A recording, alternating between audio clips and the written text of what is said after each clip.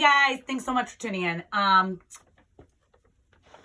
Hey guys, it's Gabby here, and I am coming on here to talk about and do a little education on one of my most favorite, I don't even know how to phrase it, but it's one of my favorite topics within the world of sports and exercise nutrition, and that is talking about energy availability. So first I'm going to go over how to define energy availability, and if you watched my Instagram story a couple days ago, I talked about how that can impact your menstrual function and why your period is important, ladies. But this can also happen to men.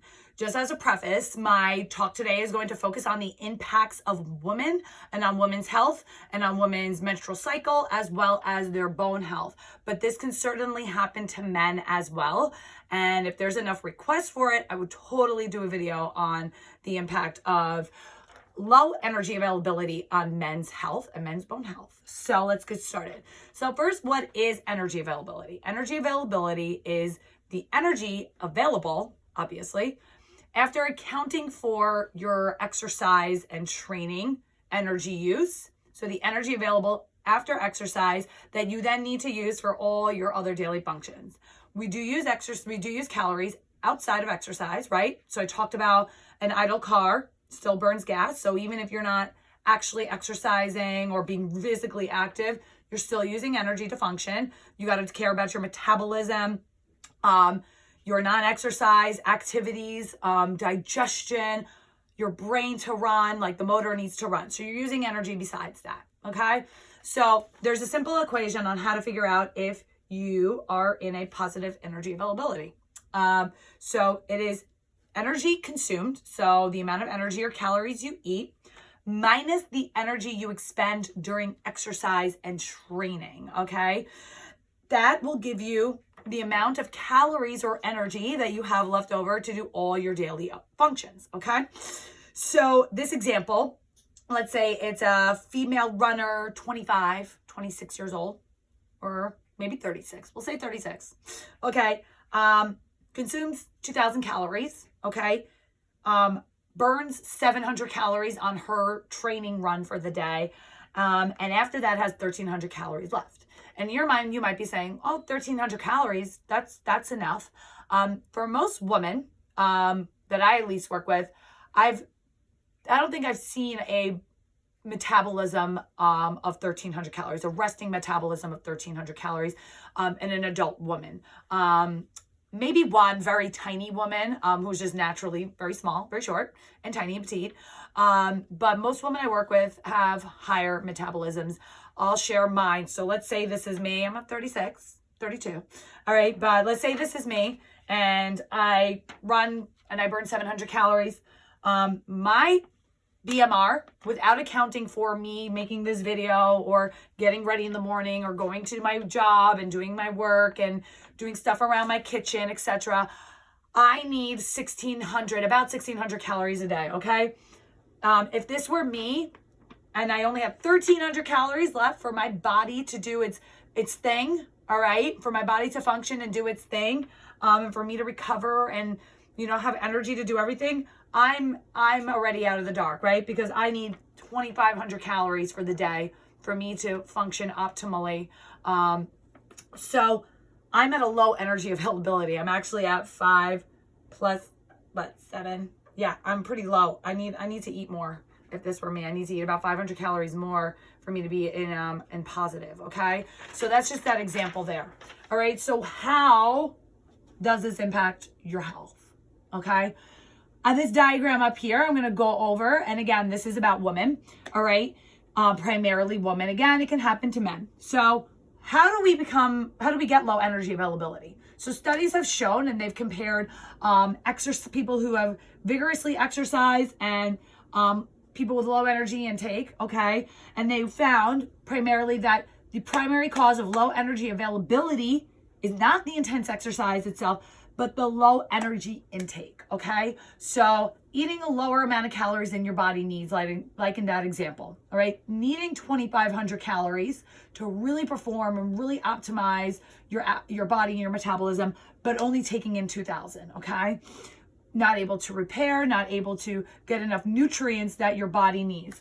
this is what leads to a decrease or low energy availability. All right. This can impact us, and this is the hormonal cascade or the hormonal path that I will go over, but also just non-hormonally, through dietary, non-sex hormonally, other hormones, okay, can also be impacted, as well as dietary insufficiencies that can lead to suboptimal bone health, okay? So we have dietary insufficiencies, so you're not getting enough protein, you're not getting enough, calories overall, carbohydrates and fats, but you're not getting enough vitamins and minerals that your body needs, right? We know calcium, vitamin D are the two vitamins, the vitamin and mineral that our body needs, all right, that our bones need, but there's also other things that are involved in bone remodeling or bone building, all right? Additionally, hormones, and studies have shown that low energy availability can impact hormones that are related to your bone health that include insulin-like growth factor 1, IGF-1. That's that one there. Insulin itself and leptin. And I'm not going to go into these hormones today, but if you want to, I can. All right, there's always an option. All right, and this can increase bone resorption. And you may be like, oh, it's increasing it. Increasing bone resorption means increasing bone breakdown. And that's something that we don't want to do. We don't want to increase the breakdown.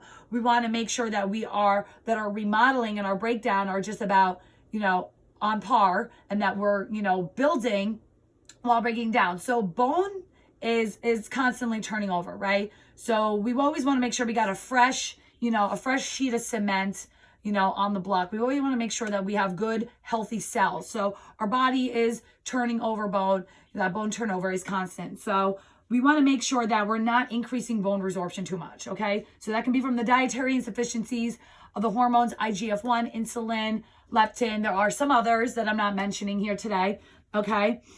And it can also be sex hormone related. So let's go down that cascade. So low energy availability decreases the release of gonadotropin hormone from the hypothalamus, right? That impacts the release of other hormones, one known as luteinizing hormone, and it's known as our luteinizing hormone pulsatility, if you want the more fancy name for it. All right. So why is that important? That is important because of the hormone estrogen. So when we have luteinizing hormone produces estrogen, it helps us produce estrogen. When we have low estrogen, estrogen is directly tied to our bone health, right?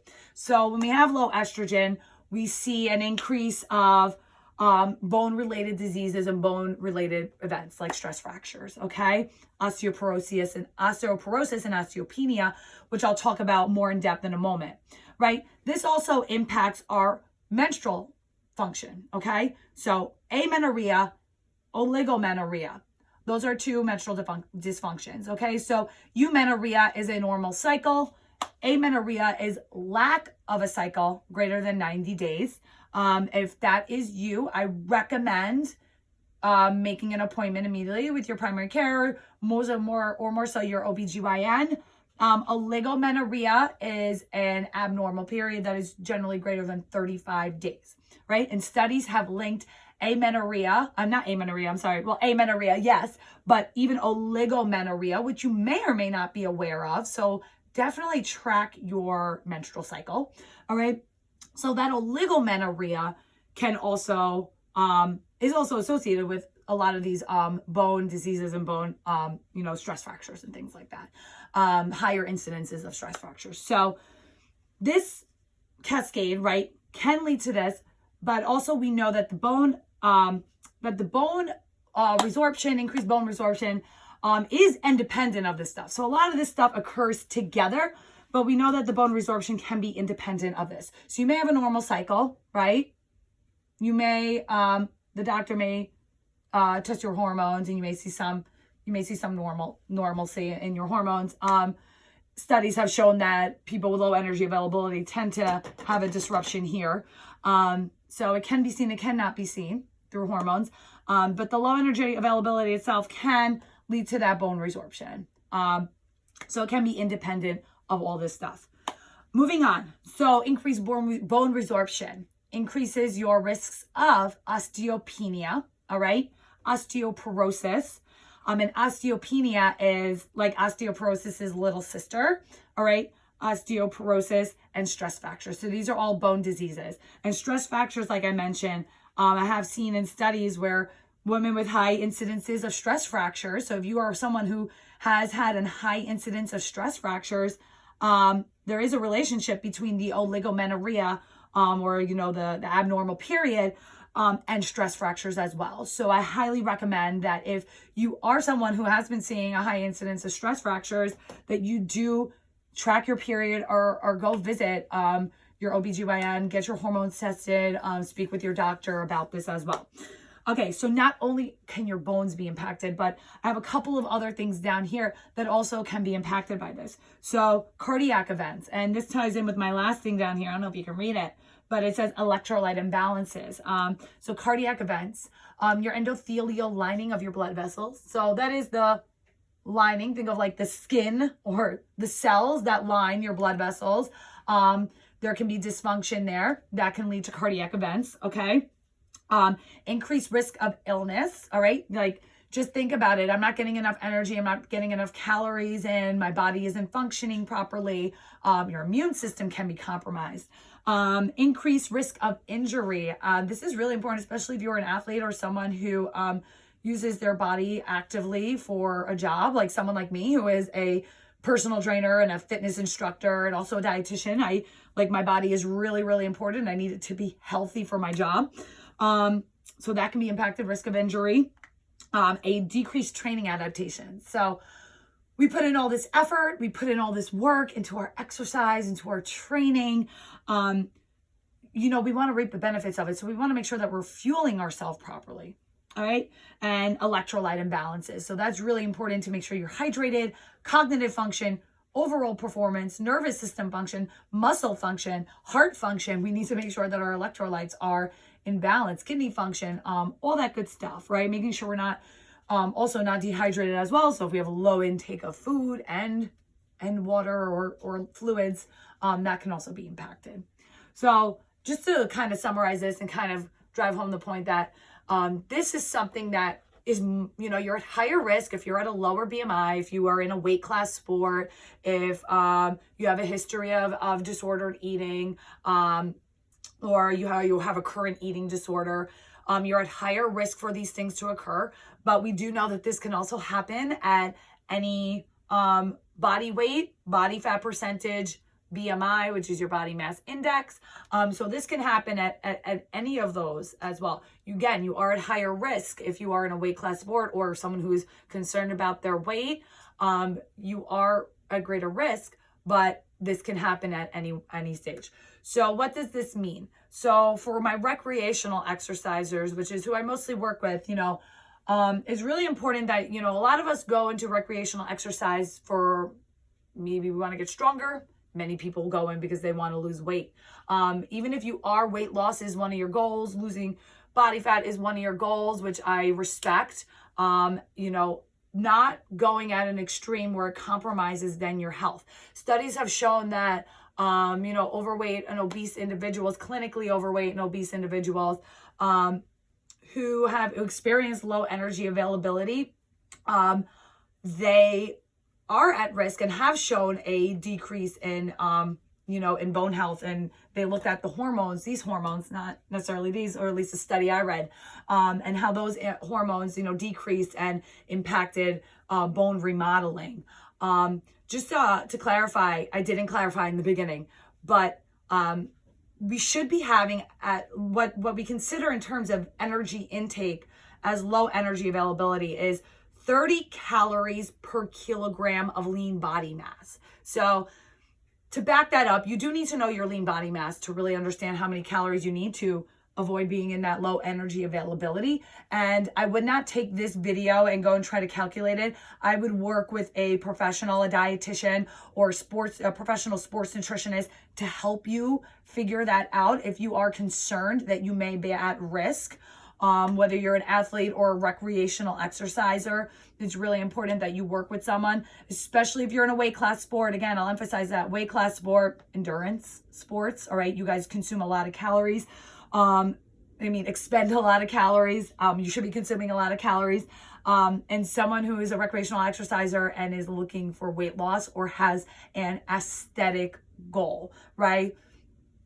Not consuming enough can be more damaging than you think. So it's really important, again, work with a dietitian or a sports nutritionist. Find out what your needs are, support your health while supporting your performance and your goals. Because at the end of the day, like, your aesthetics may be important, and I respect that. But if it's at the expense of our overall health, where are we really benefiting from this, right? We come into health and fitness and nutrition to stay healthy, not to further harm our health. So thank you so much for tuning in. If you guys have any questions, comments, based on what I said, you want me to clarify something, let me know. Drop me a DM or leave a comment here. Again, thank you so much for tuning in. It means the world to me that you spent time with me and my passion. Have a good day.